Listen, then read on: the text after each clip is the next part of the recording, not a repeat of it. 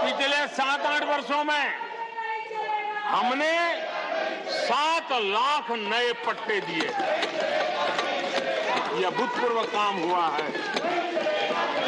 हमारे आने से पहले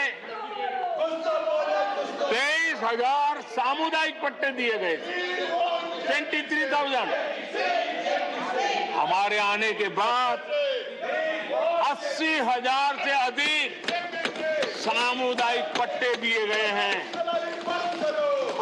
लिप सिंपैथी बता करके आदिवासियों की भावनाओं के साथ खेलने के बजाय अगर कुछ किया होता तो आज मुझे इतनी मेहनत न करनी पड़ती और ये काम पहले आराम से हो जाता, लेकिन ये उनकी प्रायोरिटी में नहीं था। आदरणीय सभापति जी, इनकी अर्थनीति, उनकी समाज नीति, उनकी राजनीति वोट बैंक के आधार पर ही चलती रही और उसके कारण समाज की जो बेसिक ताकत होती है, स्वरोजगार के कारण देश की आर्थिक गतिविधि बढ़ाने वाला जो सामर्थ्य होता है, इन्होंने हमेशा नजरअंदाज कर दिया। उनको वो इतने छोटे लगते थे, इतने बिखरे हुए लगते थे, तो उसका उनको कोई मूल्य ही नहीं था। जो छोटे छोटे काम में जुड़े हुए, जो स्वरोजगार के ऊपर समाज पर बोझ बने बिना समाज में कुछ न कुछ वैल्यू एडिशन करते हैं, उनके प्रति दुर्लक्ष्य किया गया। छोटे काम में जुटे इन करोड़ों लोगों को भुला दिया गया। मुझे गर्व है कि मेरी सरकार ने रेहड़ी वाले, ठेले वाले, फुटपाथ पर व्यापार करने वाले लोगों की सुन ले, ब्याज के चक्कर में जिनके जीवन तबाह हो जाते थे, दिन भर का पसीना ब्याजखोरों के घर जाकर के चुकाना पड़ता था, उन गरीबों की चिंता हमने की, उन रेहड़ी ठेले पटरी वालों की चिंता हमने की। और आदरणीय सभापति जी, हमने इतना ही नहीं, हमारे विश्वकर्मा समुदाय जो समाज निर्माण के अंदर एक भूमिका देते हैं, जो अपने हाथ से औजार की मदद से कुछ न कुछ सृजन करते रहते हैं, समाज की आवश्यकताओं की बहुत बड़ी मात्रा में पूर्ति करते हैं। चाहे हमारा बंजारा समुदाय हो, चाहे हमारे कुमंत जाति के लोग हैं, हमने उनकी चिंता करने का काम किया है। पीएम स्वनिधि योजना हो, पीएम विश्वकर्मा योजना हो, जिसके द्वारा हमने समाज के इन लोगों की मजबूती के लिए काम किया है, उनके सामर्थ्य को बढ़ाने के लिए काम किया। आदरणीय सभापति जी, आप तो स्वयं किसान पुत्र हैं। इस देश के किसानों के साथ क्या बीती है, ऊपर के कुछ एक वर्ग को संभाल लेना और उन्हीं से अपनी राजनीति चलाए रखना, यही सिलसिला चला। इस देश की कृषि की सच्ची ताकत छोटे किसानों में है। 1 एकड़ 2 एकड़ भूमि का वो बड़ा मुश्किल से 80-85% इस देश का ये वर्ग है। इन छोटे किसान उपेक्षित थे, उनकी आवाज कोई सुनने वाला नहीं था। हमारी सरकार ने छोटे किसानों पर ध्यान केंद्रित किया, छोटे किसानों को फॉर्मल बैंकिंग के साथ जोड़ा।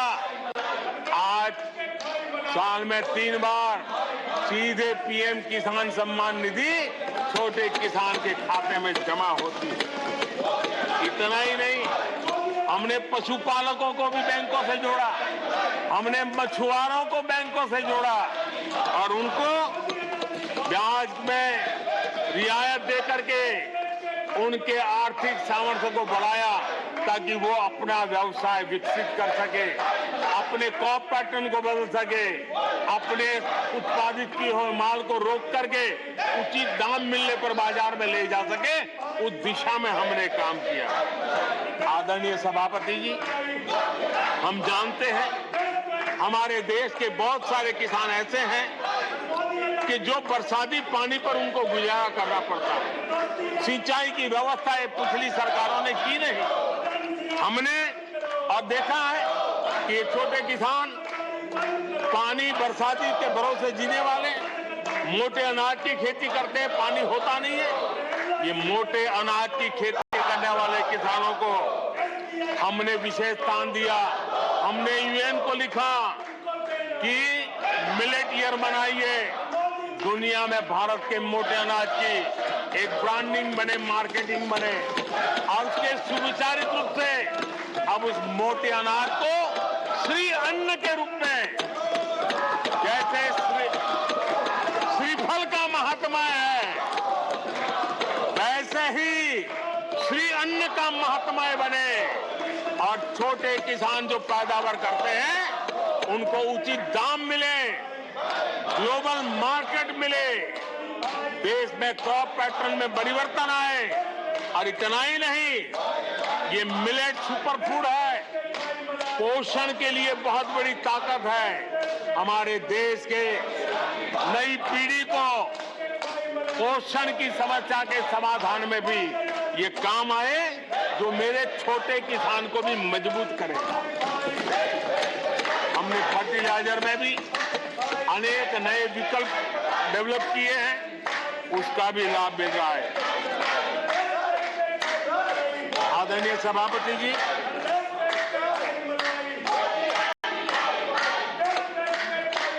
हमें बड़े कन्विक्शन के साथ मैं मानता हूं कि जब निर्णय प्रक्रिया में माताओं बहनों की भागीदारी बढ़ती है तो परिणाम अच्छे मिलते हैं, जल्दी मिलते हैं और निर्धारित लक्ष्य को प्राप्त करने वाले होते हैं। और इसलिए माता बहनों की भागीदारी बढ़े, वे निर्णय प्रक्रिया में हमारे साथ जुड़े, उस दिशा में महिला सशक्तिकरण को लेकर के, महिलाओं के नेतृत्व के विकास के लिए हमारी सरकार ने प्राथमिकता दी है। सदन में हमारे एक माननीय सदस्य ने कहा कि महिलाओं को टॉयलेट देने से क्या महिलाओं का विकास हो जाएगा? हो सकता है उनका ध्यान सिर्फ टॉयलेट पे गया हो, वो उनकी कठिनाई होगी, लेकिन मैं जरा बताना चाहता हूं, मुझे इस बात का गर्व है और मैं गर्व अनुभव करता हूं क्योंकि मैं राज्य में रह करके आया हूं, मैंने गांव में जिंदगी गुजार के आया हूं। मुझे गर्व है कि 11 करोड़ शौचालय बना करके मैंने मेरी माताओं बहनों को इज्जत कर दिया है। मुझे इस बात का गर्व है। हमारी माताओं बहनों, हमारी बेटियों के जीवन चक्र की तरफ जरा नजर करें। हमारी सरकार माताओं बहनों के सशक्तिकरण के लिए कितनी संवेदनशील है, उसकी तरफ मैं जरा ध्यान आकर्षित करना चाहता हूं। और जिनको सिर्फ टॉयलेट पे ही सोच अटक गई थी, वो जरा कान खुल करके सुने, ताकि आगे जाकर ये बताने में उनको सुविधा होगी। गर्भावस्था के दौरान शिशु को पौष्टिक खाना मिले, इसके लिए हमने मातृ वंदना योजना चलाई और इसके लिए प्रेगनेंसी के समय महिला के बैंक खाते में सीधा पैसा जाए, ताकि उसको पोषण से उसके गर्भ में जो बच्चा है उसके स्वास्थ्य को भी लाभ हो। हमारे यहाँ माता मृत्यु दर, शिशु मृत्यु दर, इस गंभीर समस्या से मुक्ति का एक उपाय इंस्टीट्यूशनल डिलीवरी, हमारे गरीब से गरीब मां की इंस्टीट्यूशनल डिलीवरी हो, शिशु का जन्म अस्पताल में हो, इसके लिए हमने धन भी खर्च करना तय किया और व्यापक अभियान भी चलाया और उसके सुफल दिखाई भी दे रहे हैं।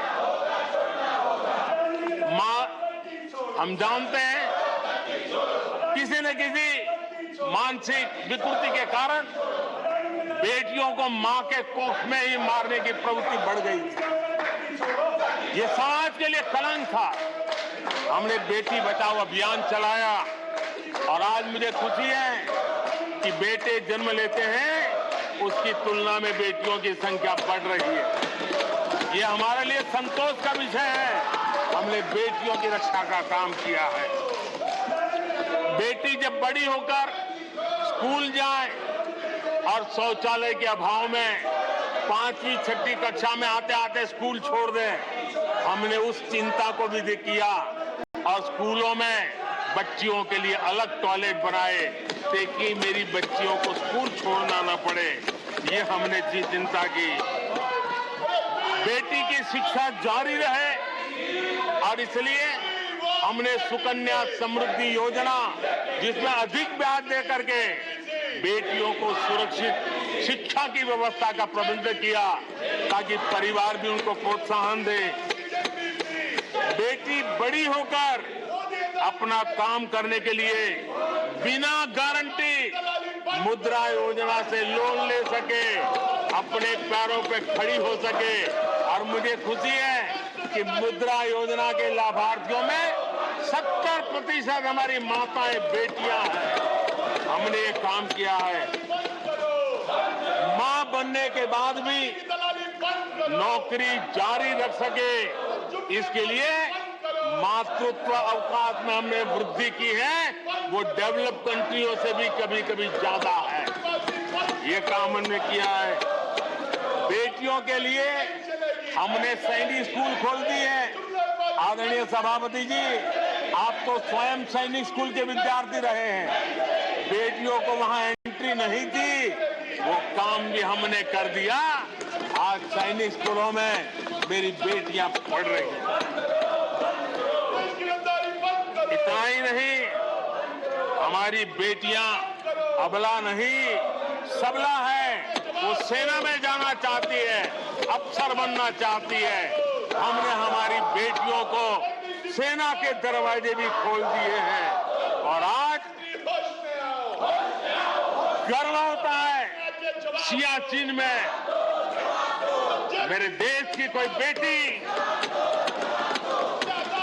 मां भारती की रक्षा करने के लिए तैनात होती है। बेटी को गांव में कमाई के अवसर मिले और इसके लिए हमने विमेन सेल्फ हेल्प ग्रुप, उसको एक नई ताकत दी, वैल्यू एडिशन किया और बैंकों से मिलने वाली उनकी रकम में बहुत बड़ा इजाफा किया। और इसलिए वो भी हमने उनकी प्रगति के लिए हमारी माताओं, बेटियों को, बहनों को लकड़ी के धुएं से जिंदगी में मुसीबतें झेलनी न पड़े, इसलिए हमने उज्ज्वला योजना से गैस का कनेक्शन दिया। हमारी माताओं, बहनों को, बेटियों को पीने का पानी के लिए जूझना न पड़े, 2-2, 4-4 किलोमीटर तक जाना न पड़े।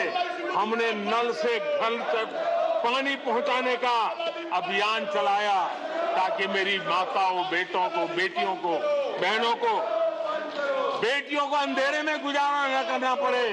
इसलिए हमने सौभाग्य योजना से ऐसे गरीब परिवारों तक बिजली पहुंचाई।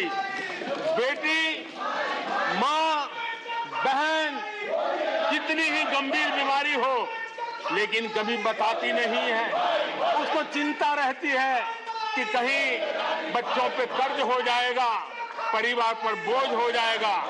वो पीड़ा सहती है लेकिन अपने बच्चों को अपनी बीमारी के विषय में नहीं बताती है। उन माताओं, बहनों को आयुष्मान कार्ड दे करके अस्पताल में बड़ी से बड़ी बीमारी से मुक्ति का रास्ता हमने खोल दिया है। आदरणीय सभापति जी, बेटी का संपत्ति पर अधिकार हो, इसलिए हमने सरकार की तरफ से जो आवाज देते हैं उसमें बेटी के राइट को निश्चित किया, उसके नाम पर प्रॉपर्टी करने का काम किया। हमने महिला सशक्तिकरण के लिए हमारी माताओं बहनों को जो भी छोटी मोटी बचत कर ले, मुसीबत झेल करके बचत करना माताओं बहनों का स्वभाव होता है और वो घर में अनाज के डिब्बे में पैसे रख करके गुजारा करती है। उस मुसीबत में निकाल के हमने उसको जनधन के खाते दे दिए, बैंक में पैसा जमा करे, इसकी व्यवस्था करके। और आदरणीय सभापति जी, इस बजट सत्र के लिए तो गर्व की बात है कि बजट सत्र का प्रारंभ महिला राष्ट्रपति के द्वारा होता है और बजट सत्र का विधिवत प्रारंभ महिला वित्त मंत्री के अवसर पर होता है। देश में ऐसा संयोग पहले कभी नहीं आया जो आज आया है और हमारा तो प्रयास रहेगा कि ऐसे शुभ अवसर आगे भी देखने को मिले।